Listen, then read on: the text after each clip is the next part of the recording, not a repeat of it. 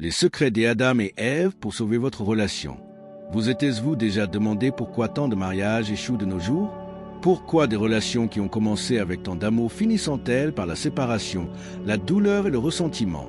La réponse se trouve chez le premier couple de l'humanité, Adam et Ève. Ils gardent des secrets puissants qui peuvent sauver et transformer votre relation aujourd'hui.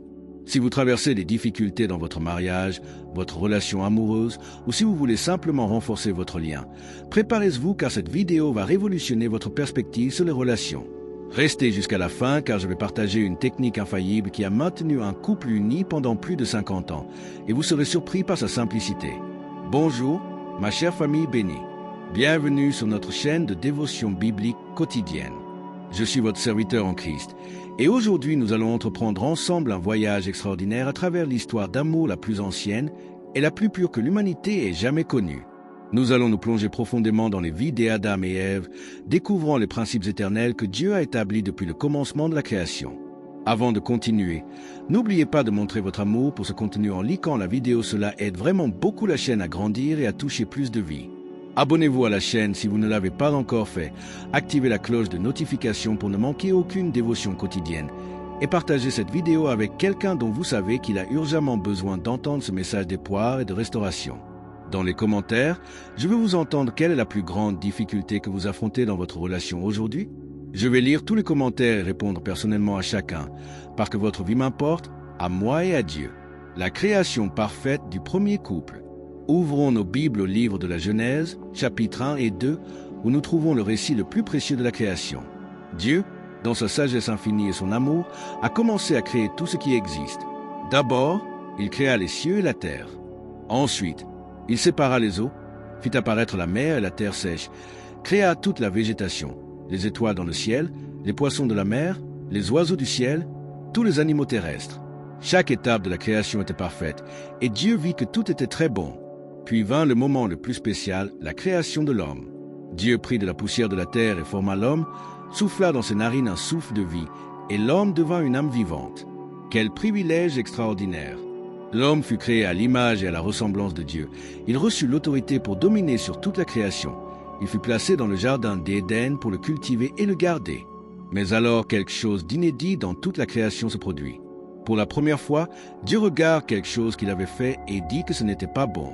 « Il n'est pas bon que l'homme soit seul », déclara le Créateur. Imaginez, Adam avait une communion parfaite avec Dieu. Il vivait dans un paradis sans péché. Il avait autorité sur toute la création, mais malgré tout quelque chose était incomplet. Il était seul. Alors Dieu, dans sa parfaite sagesse, dit « Je lui ferai une aide qui soit son vis-à-vis ». Quel mot puissant vis-à-vis. Cela signifie approprié, compatible, qui s'emboîte parfaitement, qui complète. Dieu fit tomber un profond sommeil sur Adam, prit une de ses côtes, et de la côte qu'il prit de l'homme, il forma la femme. Imaginez avec moi la scène la plus romantique de l'histoire humaine. Quand Adam se réveilla de ce profond sommeil et vit Ève pour la première fois, il ne put contenir sa joie et s'exclama « Voici cette fois celle qui est os de mes os et chair de ma chair. On l'appellera femme, parce qu'elle a été prise de l'homme. » Quelle déclaration puissante! Adam reconnut immédiatement que Ève était une partie de lui. C'était ce qui lui manquait dans sa vie. Elle ne fut pas créée de la tête de l'homme pour le dominer, ni de ses pieds pour être piétinée par lui, mais de son côté, de sa côte, pour être sa compagne, son égale, sa partenaire de vie. Et regardez ce détail si beau que nous donne la parole de Dieu. L'homme et sa femme étaient tous deux nus, et ils n'en avaient point honte. Quelle transparence complète! Quelle intimité pure!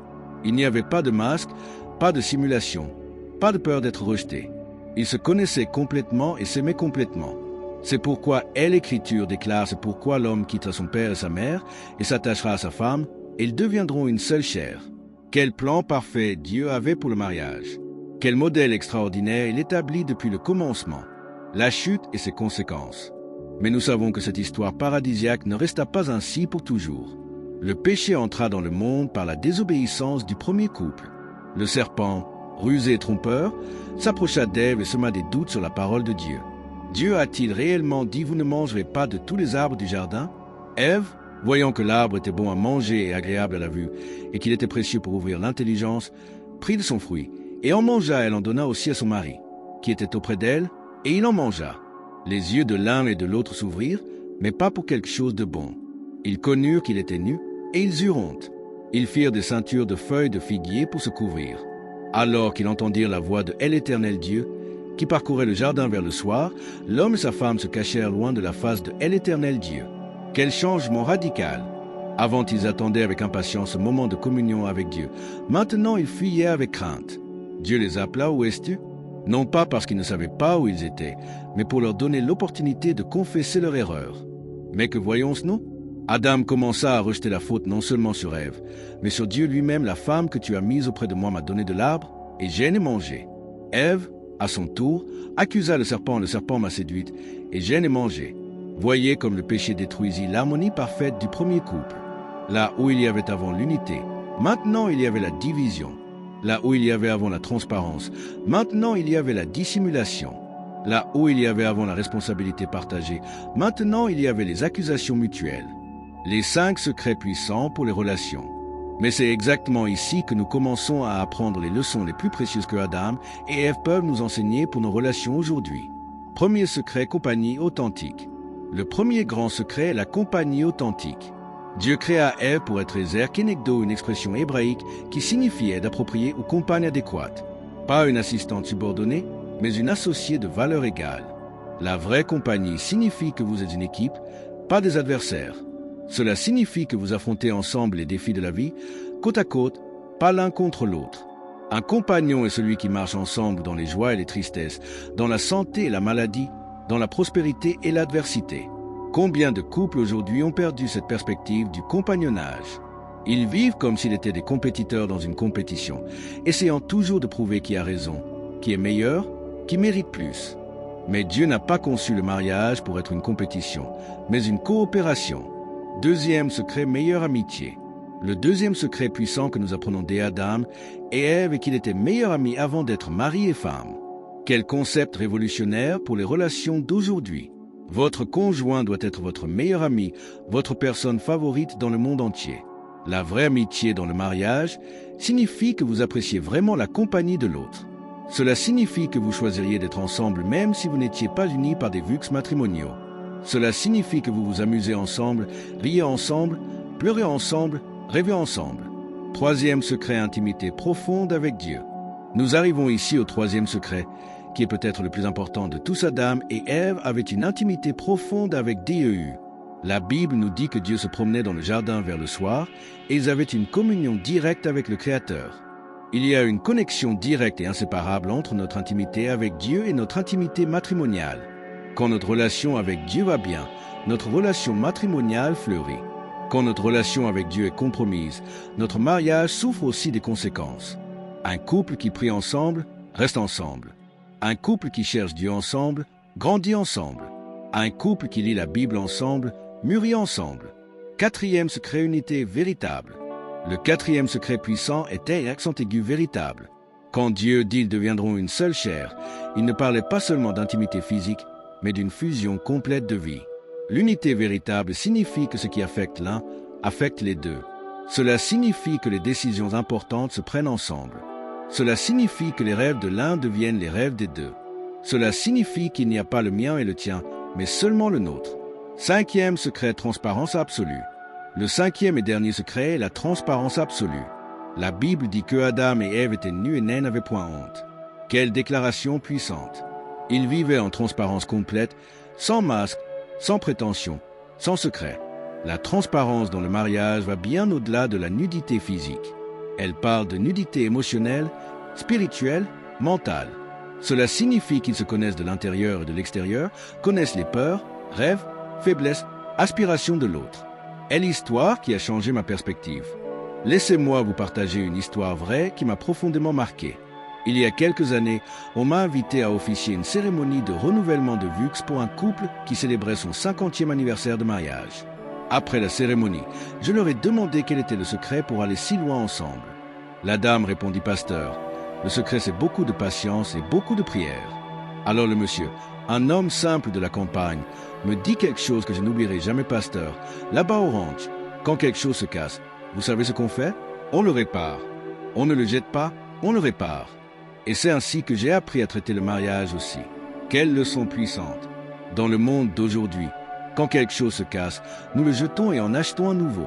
Mais les relations ont besoin d'être réparées, restaurées, soignées, entretenues chaque jour.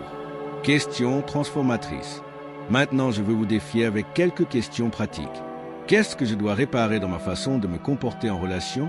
Qu'est-ce que nous devons réparer, nous, en tant que couple? Comment pourrons-nous restaurer l'amitié dans notre relation? Comment pourrons-nous renforcer notre intimité avec Dieu en tant que couple? Quels secrets doivent être confessés pour restaurer la transparence? Quels rêves pouvons-nous rêver ensemble à partir de maintenant? Défi hebdomadaire. Lundi et mardi, lisez ensemble Genèse chapitre 1 et 2 en vous concentrant sur la création du premier couple. Mercredi et jeudi, priez ensemble tous les jours, ne serait-ce que 10 minutes. Vendredi et samedi, parlez des rêves que vous avez en commun. Dimanche, ayez un rendez-vous comme meilleurs amis. Sortez ensemble, faites quelque chose que vous appréciez tous les deux, parlez de sujets légers et amusants. Pas de discussions lourdes, profitez simplement de la compagnie de l'autre comme les meilleurs amis que vous êtes. Prière de clôture. Maintenant, je veux faire une prière spéciale pour toutes les relations qui regardent cette vidéo. Père bien-aimé, je te rends grâce pour chaque personne qui a consacré son temps à écouter ta parole aujourd'hui. Seigneur, toi qui créas le premier couple et établis des principes éternels pour les relations, je te demande de venir restaurer, fortifier et bénir chaque mariage, chaque relation amoureuse, chaque famille qui est représentée ici. Père, là où il y a division, apporte l'unité. Là où il y a des blessures, apporte le pardon. Là où il y a froideur, apporte le feu du vrai amour. Là où il y a mensonge, apporte la transparence. Là où il y a distance de toi, apporte l'intimité spirituelle. Seigneur, je prie spécialement pour ceux qui traversent des crises profondes, qui pensent à abandonner, qui ne voient plus d'espoir. Montre-leur que tu es le Dieu de la restauration, que tu te spécialises dans la réparation de ce qui est brisé. Répands ta grâce sur chaque foyer, chaque cure, chaque relation. Que les principes que nous avons appris aujourd'hui dès Adam et Ève soient appliqués dans la pratique, transformant vie et famille. Au nom de Jésus, notre Sauveur et Seigneur. Amen. Appel à l'action. Si cette vidéo a touché votre cœur, si vous avez senti que Dieu vous a parlé à travers ce message, je veux que vous fassiez quelque chose d'important. Premièrement, likez la vidéo pour que plus de personnes puissent être touchées par ce message d'espoir. Deuxièmement, abonnez-vous à la chaîne et activez les notifications pour ne manquer aucune dévotion qui va transformer votre vie spirituelle et familiale. Troisièmement, partagez cette vidéo avec quelqu'un dont vous savez qu'il a besoin d'entendre cette parole. Cela peut être un couple ami qui traverse des difficultés, un membre de la famille, quelqu'un de votre église. Soyez instruments de Dieu pour porter l'espoir à d'autres vies. Quatrièmement, dans les commentaires, dites-moi quel secret a le plus touché votre cœur. Et dites-moi aussi, voulez-vous plus de vidéos comme celle-ci, avec des enseignements pratiques sur les relations basées sur la parole de Dieu? Si vous le voulez, écrivez « J'y veux plus » dans les commentaires, parce que s'il y a de l'intérêt, je vais faire une série complète sur les relations chrétiennes. Cinquièmement, si vous affrontez une difficulté spécifique dans votre relation et vous aimeriez que j'aborde ce sujet dans une future vidéo, laissez votre suggestion dans les commentaires. Rappelez-vous que je vais tous les lire et répondre personnellement. Et souvenez-vous, toujours il n'existe pas de relation parfaite, mais il existe des relations qui se travaillent chaque jour avec amour, patience et la grâce de Dieu. Votre mariage peut être restauré, votre relation peut être transformée, votre famille peut être bénie. Que Dieu bénisse richement votre vie et votre foyer.